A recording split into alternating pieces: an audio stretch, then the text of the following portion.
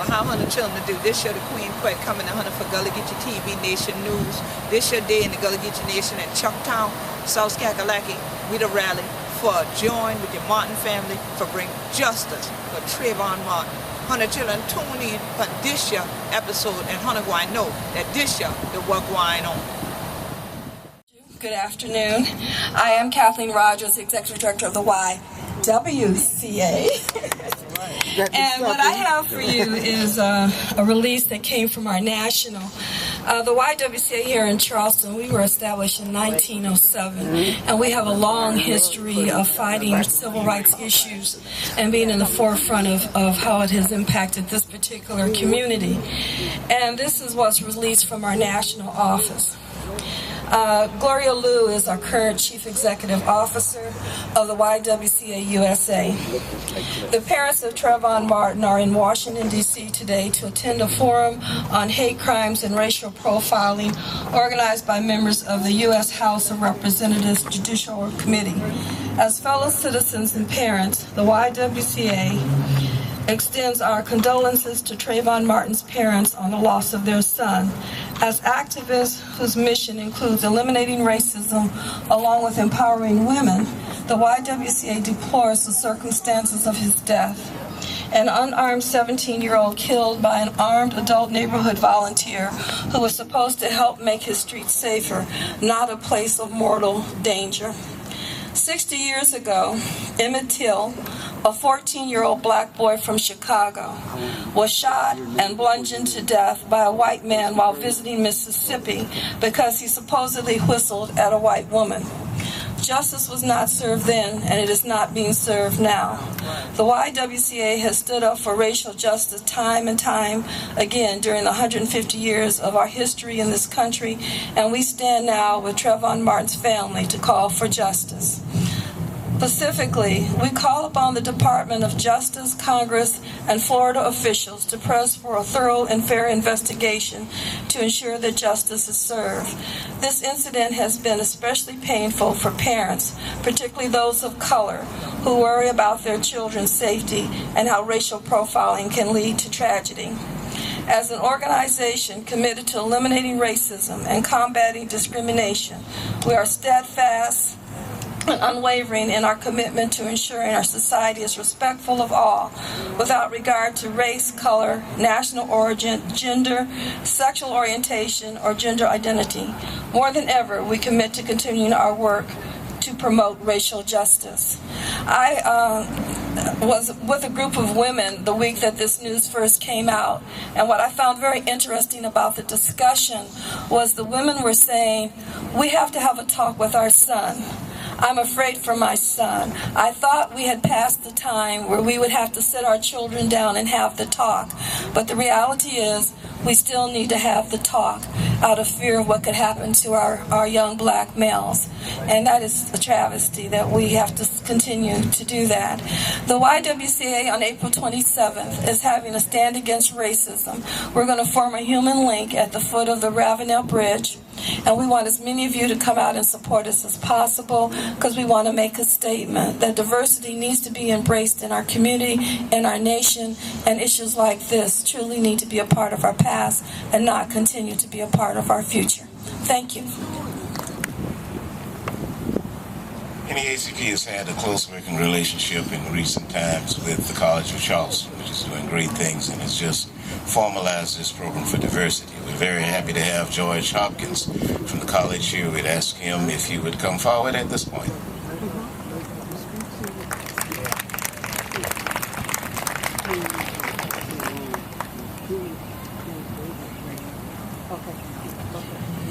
Good afternoon. I'm actually retired from the college now, although I still teach an occasional course. But I'm also a member of the South Carolina Progressive Network and the Carolina Alliance for Fair Employment, although I'm not speaking on behalf of those organizations. This case concerns all of us for many reasons. One of the things that's really troubling to me is that if the night watch person in Sanford, Florida had been a black male, supposedly there to guard his neighborhood, and he had shot and killed an unarmed 17-year-old white youth, Do you think he would have been arrested? Hell yeah! The question answers itself. Racial profiling is unfortunately still alive and well in this country, not just in Sanford, Florida, but also in South Carolina. And we need to be on guard about that. We also need to report those incidents when they occur.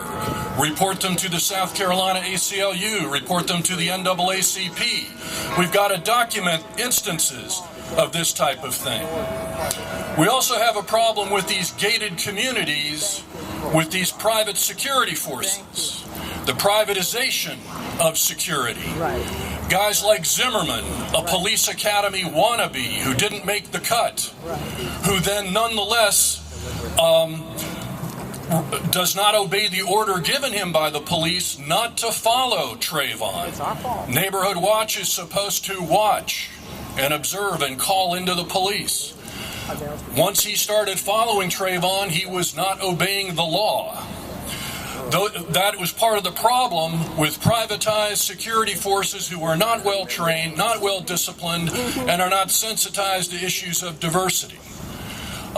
So we need to be very aware of that. Again, I would urge all of you to be vigilant. I think it's important for everyone to speak out on this issue, but on this issue of racial profiling, I think it's especially important for white folks to speak out on this. It's not just a black issue. It's a human rights issue, a civil rights issue. And we're all in this together. Hello, my name is Sarah Days. I'm from the Black Student Union, and this is Brandon Upson. I'm also a member of the Black Student Union and a vice president of Italian chapter Alpha Phi Alpha Fraternity Incorporated. So I did not come today with anything prepared to say, but I'm happy to see all of you out here today. We just recently had a rally for Trayvon on the college campus last week. And I guess I just want to reiterate the sadness that I have for Trayvon's family, how easy it was to relate when I first heard the story, because I too have a younger brother.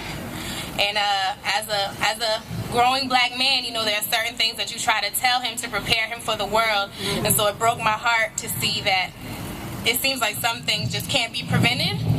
It also breaks my heart that the lack of justice in this case sends a message that black life isn't worth a lot.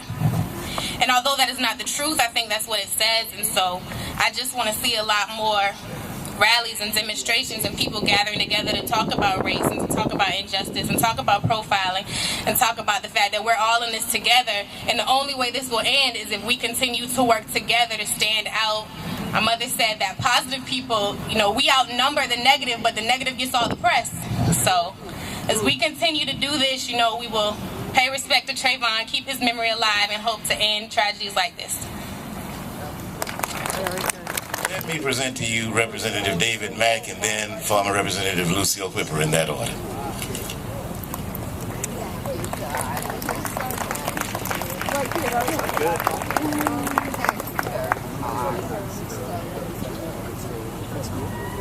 Thank you, Reverend Darby, and to the NAACP and everyone here. I wouldn't say it's a pleasure to be here. It's not even an honor to be here. It's a need to be here. And let me say just to all that are out there today, it's good to see you. This tragedy hits home with me because my wife and I have 3 sons. And they've all finished college, but as they were off in Atlanta and North Carolina and as they traveled different places, I would fear for them more when they were here. And they were driving around during the holidays and what have you, because the conversation that you've heard people had and most black fathers have had with their sons, if you're stopped, keep your hands on the wheel, be polite, don't get angry, you can't win a battle out here, and all the things that are not the same for other folks' children. This tragedy rings home on a lot of different levels. The immorality, the injustice, the blatant things that we've heard with the 911 call, also the cell phone call. You'd have to put this in a whole different category. That Trayvon was basically hunted down and killed because he was black. Right. Now we fight for justice for this, as we fight for justice as relates to this case. Let me just take this time to ask all of us collectively to expand our vision to this case and everything else. Because I truly believe if America is going to be destroyed, it's going to be destroyed within. It's not going to be Al-Qaeda. It's not going to be an outside force. It's going to be destroyed because we've not learned how to live together. In the next 25, 30 years, whites will be a minority in this country. That is troubling to a lot of folk. And we have a simple decision.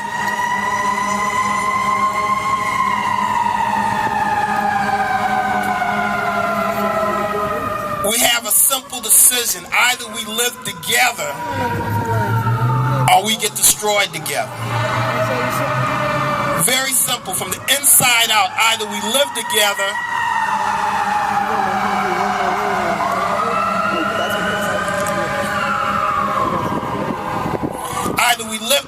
or get destroyed together.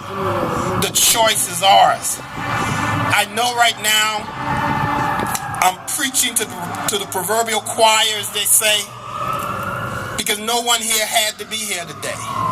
But everybody here felt something in their spirit that said we had to be here. But unless we take it from here and touch other individuals and get them involved, because along with this, the protests and the coming together, there's two other areas we're going to have to jump on. One is public policy.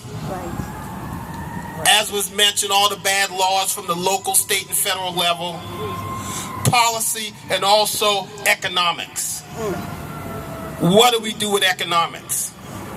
We have to make sure when we buy our clothing, our hoods, our hoodies, we're not buying it from someone that's on the other side. We have to figure all that out. So again, I applaud everyone for being out here. Let's get together. We all need to work together. Reverend Darby and I talk a lot about pastors and elected officials working together. He talked about some elected officials ain't up to stuff, and he's right. But some pastors ain't up to stuff either. And teachers and lawyers and government workers. We're going to have to just find good people. Good people. Last point. I think a lot when I was 9 years old in 1963, walking past the Capitol and my mother holding my hand, because at that point blacks were not even allowed to walk on the grounds of the Capitol. And the fact that I get to serve in this body now, it's because of the sacrifice that people gave to fight wrong years ago when their lives were threatened. We're not threatened now. Not in the typical sense. That's not true. You might not. We can go home to nice homes and get on with our lives. You might not be threatened. But we have to have compassion. We have to care. I salute each and every one of you for being here. We're in this together. Let's make sure that justice prevails in the Trayvon Martin case and all the other inequities that exist in our lives as Americans. Thank you so much.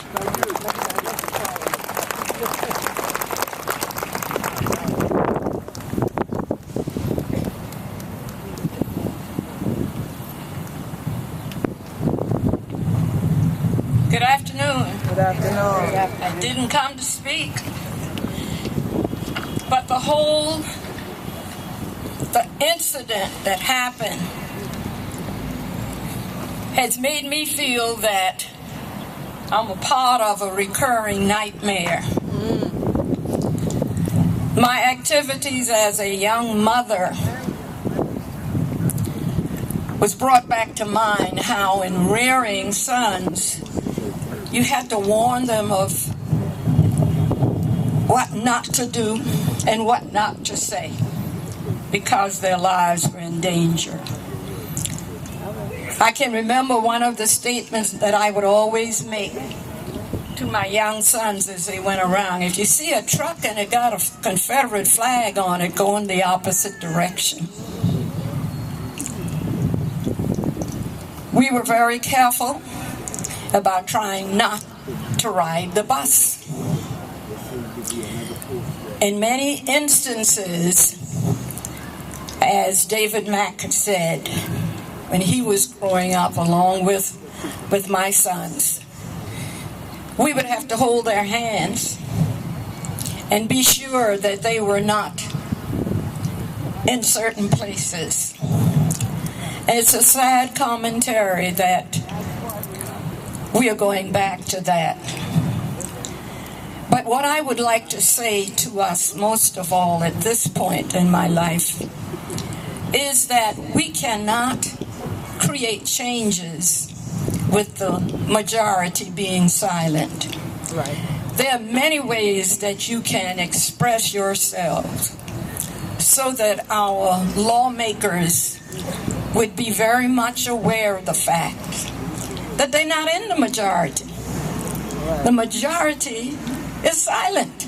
Right. And we have to learn to express ourselves in whatever way God has given us that talent.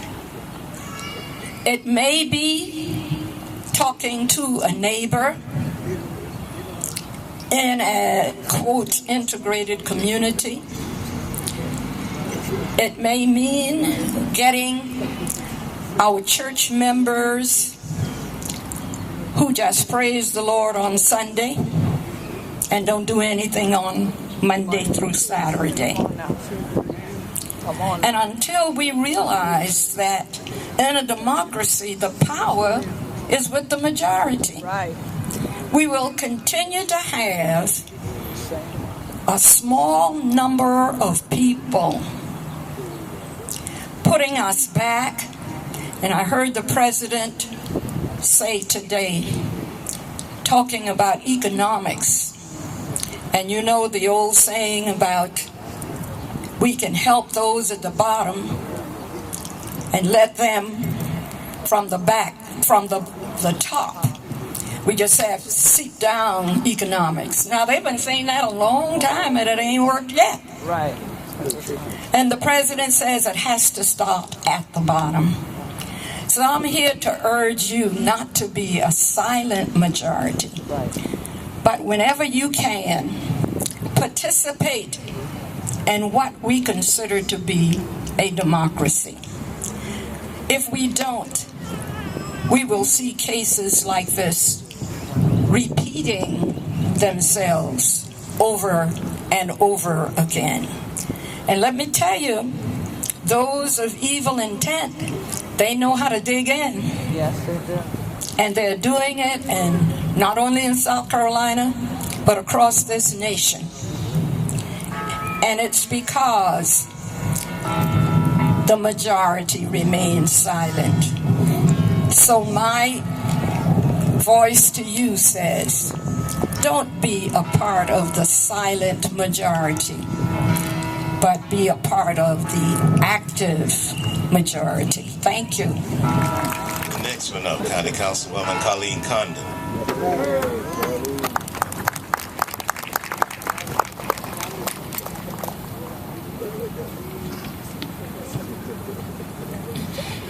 Well, I too intended to be here to hear all of our tremendous speakers who've spoken so far, but Representative Whipper, I commit to you, I will stand next to you and not be part of the silent majority. Let me know where I can be and what I need to do. And Representative Mack, you raised a very good point that was very moving. Do I have to tell my child to be as safe and to watch out for himself as your sons? Maybe not, but I had the discussion with my son last night. My son goes to the Charleston Charter of Math and Science on a very diverse campus at Rivers Middle School, and he has a wonderful group of diverse friends I am pleased for him to share his life with. And David, I had to tell him, watch out. And you know what? When you were some of your friends, believe it or not, you have to watch out more. And it was a very upsetting conversation to have with my child last night. It's not one any of us should have to be having with our children. And let's hope our children don't have to have these conversations with our grandchildren. We need to change the stand your ground law. There's so many things we need to change, but we absolutely have to change it.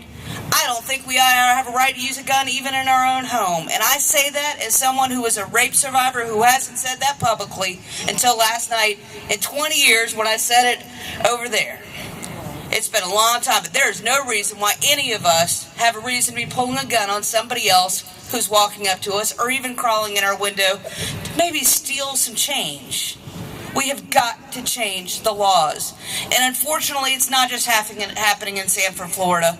While there aren't the same racial tones, we're having these problems happening in Charleston when unfortunately our sheriff believes he can allow his deputies, when they pull someone over, to be beating a suspect who is simply driving erratically.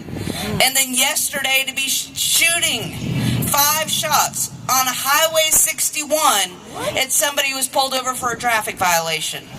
We have got to change how our law enforcement works, and I'm here to stand with you. If there's anything I can do to help on this sheriff's level, please know I am very concerned about what's happening here. But I certainly hope we can change the state laws so we can prosecute folks who take bad situations into their own hands. Thank you. Some of those who are here this day, the Trayvon Martin case rings unpleasant bells because it gets personal. One of those persons we're going to ask now, Brother Trojan Bell, if he would come forward and say a word. If there are others for whom it is very personal and you want to make mention of that, see President Scott and we'll give you the opportunity. She's in the red hoodie on this side.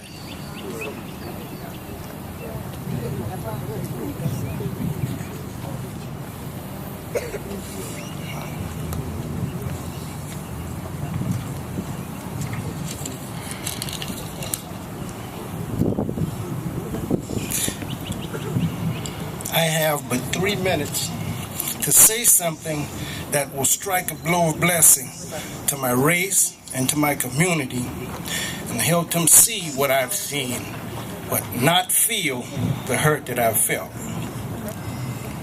I'm not a convicted felon, but I yet have been treated like one. My son was removed from his mother's house, and I was denied his possession. 11 days later, he was dead in the jail. The law, the police, the lawyers, the judges, it took me years, and I had to fight just to even have a trial, just to be sold out, swept under the rug. Another black youth, 16 years old, dead. Nobody cares. Well, I'm looking for answers from the Foster Care Review Board because they first denied me my son. I'm not a convicted felon. I served this country in the United States Army as a 19th Delta Cavalry Scout. I served the South Carolina and Virginia National Guard. I'm not a convicted felon. Never have been. Being a black man in America, you will have an arrest record if you call yourself a man. The ones that don't have it, God bless them. We need more. I pray for more. The ones that don't have the criminal background. This state is a state that took my son and denied me the custody back, and in 11 days he was dead. Now, just in that alone, being a man going to social service and saying, hey, listen, I want to take my son and I want to do good. I don't know if any of you guys ever went to social service. Any man that went to social service, whether you white or black, how did you get treated? How did they treat you down at social service? Try being a black man that want to pay, that is paying, and getting something done. I saw my son slipping away.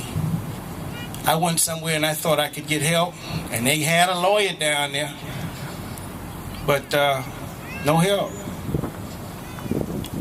Now, years later, my son's gone. Nobody, not the foster care review board, not the judge who wouldn't give me my son, no one has an answer.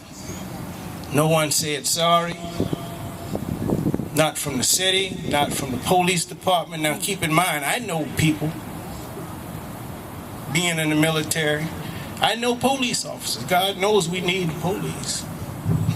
But we need good police to interact with the community. There's only one police officer that has agreed to give me his cell phone number just in case I need him. I have asked several. I want you all to join this fight, because what we need is police that's going to protect and serve, not hunt and prosecute. Right. They hunting our youth. And we all here looking for answers. The answer is we have to just pray and teach our kids right from wrong. In order to become an elected official, let's talk about that. All you got to have is a young man, clean record, and most of the votes. And that's how we can win. We're going to get these elected officials, these rallies and stuff. We got to let the elected officials know that we need them to do their jobs, and we'll support them if they're doing their jobs. Because that's what it's about. And let's let these young folks know that if we want to make a change in 10, 20 years from now, we can start right there at the high schools and the colleges, because it doesn't require college education to take care of people and be a man and do what you, a woman, and do what you say you're going to do. And accountability in doing your job. I have yet had an answer to why my son wasn't given to me, why I had to wait when this judge wanted to just do this. So, I mean, I'm here because I ain't got no answers, and my son been dead since 05. I buried him in 05. You know, they get the trial was a clown trial. My lawyer sold me out. Couldn't get no help now, but hey, my son also name was Trayvon. So that's why I'm here. And thank y'all, God, for the support. God bless you. Hey, listen, I want to thank you guys for allowing me to come out here, and I'm trying to not take up too much of your time, so you may wind up yanking me off. First of all, let me ask you, what do you see?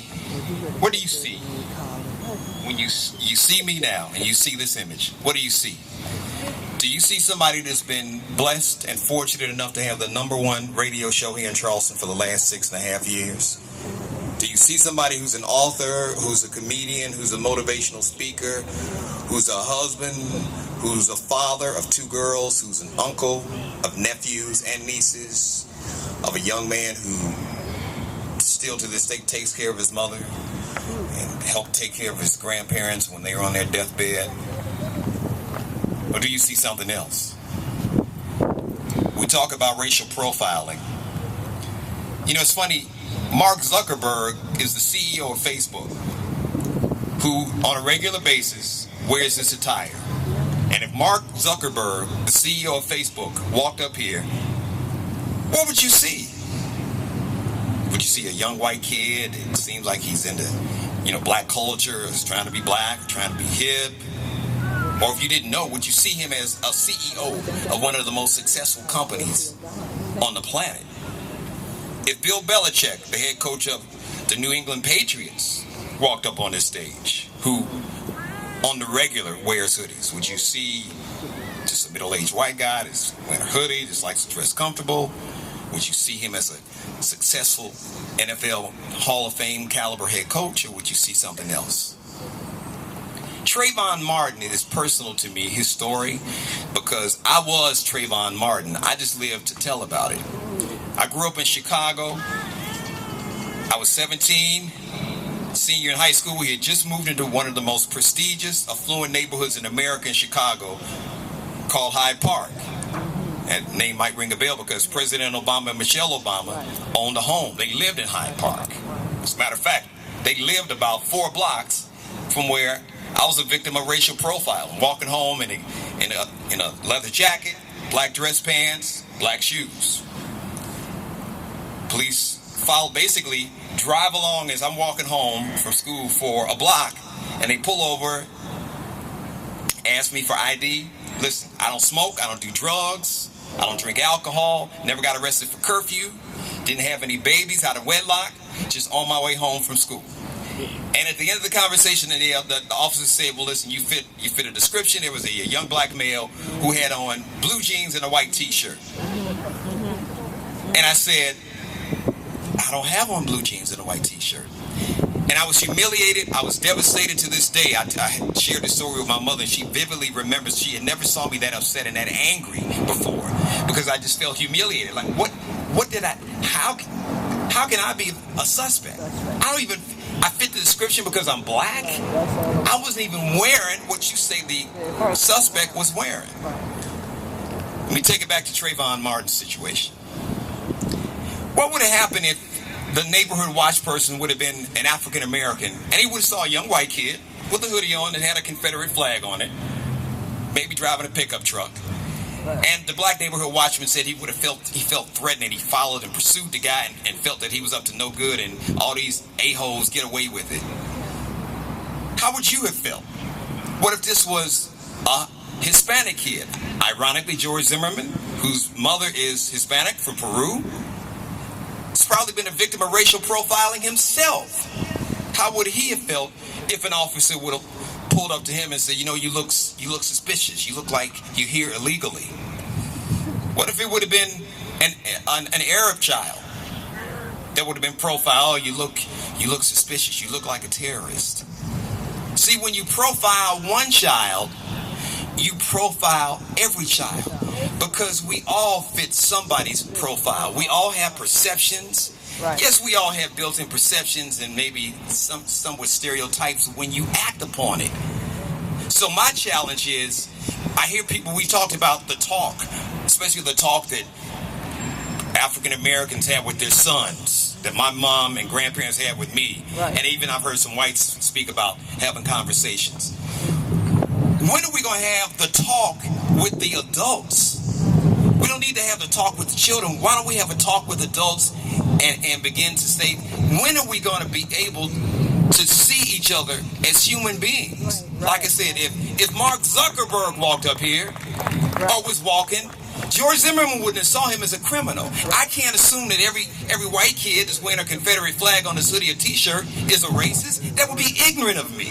Right. You can't assume that every Arab child is a terrorist, or that every Hispanic person here in America is illegal. That is ignorant, it's stupid, and it's racist. And here's the ironic part. For those of you all that have traveled, they've gone to other countries, if you've gone to Paris or London or Beijing or Mumbai, India,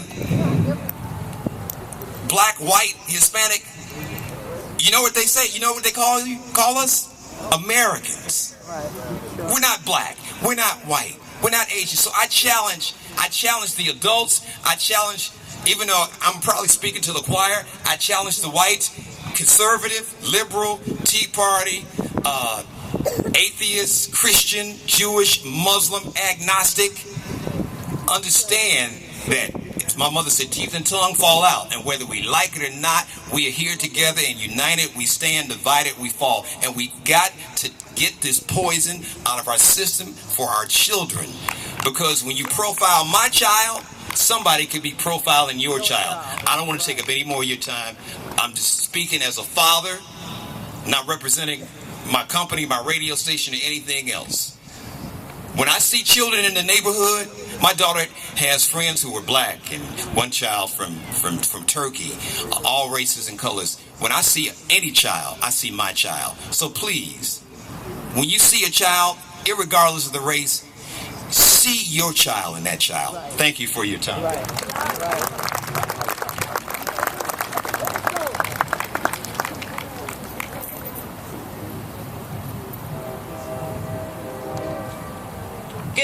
evening. My name is Beverly Birch. I'm not really speaking on behalf of the Interdenominational Ministerial Alliance, of which I am a member, also a life member of the NAACP, various other organizations, and I am also a community activist. I'm always out here trying to do something on behalf of our young people. I am Trayvon Martin's mother. You are Trayvon Martin's mother. You could be Trayvon Martin's parents. I know the nightmare.